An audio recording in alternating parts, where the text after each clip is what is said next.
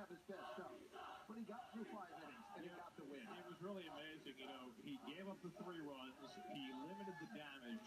The team got him the lead. He got in trouble the very next inning running, and I thought that was huge for him. That 3rd inning, getting out of trouble, a couple of strikeouts, and then he was okay from there. It really was huge because he could have gave it right back just as easily.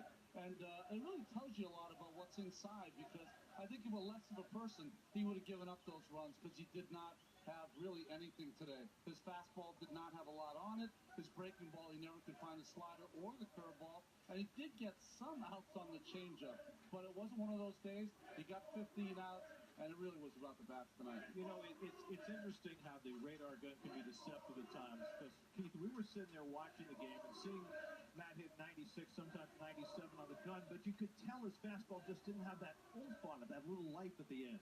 Well, I don't think the gun, I think the gun is always jacked up a little bit today, to be honest with you, not sounding like an old dinosaur. So I always kind of take 4 miles off of the fastball. But it was apparent. Gary, you and I were sitting together the entire game, and we said to each other early, Matt hasn't got his fastball. Yeah. And then, like Ronnie said, he couldn't get his breaking ball over. But you know what? He muddled through it, and he got the lead, and he held on to it. And that's what you want from your pitcher.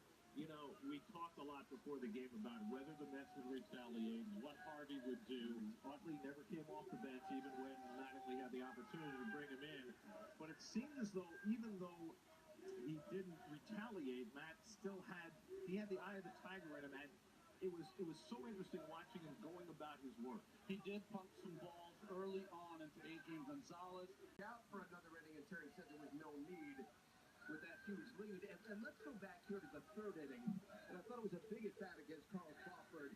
They had 2 on with 2 out. It was a big strikeout of Crawford. What did you see in that at bat? Well, we talk about shutdown innings where your team scores you some runs and you got to find a way to put up a 0. That's what he did right there. After superhuman to almost just turn on the switch and be